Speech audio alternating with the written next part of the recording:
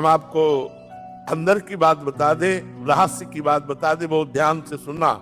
भगवान के मंदिर में जाके मांगना या अपने घर में भगवान से मांगना, दो बातें होंगी तो पूर्ण हो जाएगा, नहीं पूर्ण होगा। पहली बात, आपका भगवान से संबंध क्या है, आपने उस संबंध को माना कि नहीं माना, जाना कि नहीं जाना। अगर नहीं जाना तो नहीं पूर्ण होगी। दूसरी बात, आपका अनुष्ठान क्या है, आपका भजन क्या है, आपका साधन क्या है। साधना नहीं, संबंध नहीं, तो भगवान से इसे मांगो बिल्कुल नहीं सुनेंगे।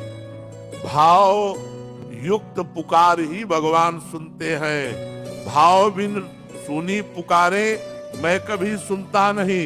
भाव पूरित तेरे ही करती मुझे लाचार है। भाव का भूखा हूं मैं और भाव ही एक सार है। अगर भाव नहीं है, हे भगवान हमारा काम कर दो, तुम्हारे नौकर है भगवान, तुम्हारे कर्जदार है भगवान, तुमने जो कर्म किया उसको भोग।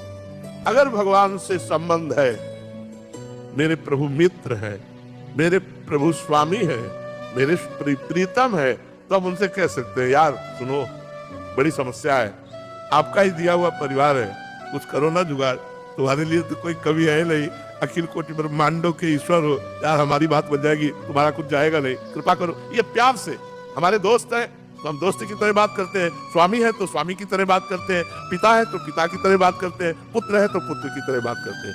अब आप पूछ रहे हैं 1 लाख का हार का और जेब में नहीं है 25 पैसे, तो धक्का मार के ही भगा देगा। तो कितना तप है तुम्हारे पास, कितना पुण्य है तुम्हारे पास, कितना आपके पास भजन है, अब वो है नहीं और भगवान से कोई हमारी पूर्ति कर दे तो सब मम प्रिय सब मम उपजाए। संपूर्ण सृष्टि भगवान की है और विधान रख दिया है, अवश्य में वो भोक्तव्यम कृतम कर्म शुभाशुभम, जो तुम पाप और पुण्य करोगे उसका फल तुम्हें भोगना पड़ेगा। दुख या सुख तुम्हारे कर्म के अनुसार तुमको प्राप्त होगा। कर्म प्रधान विश्व रचि राखा और जो जस करे ताति फल चाखा।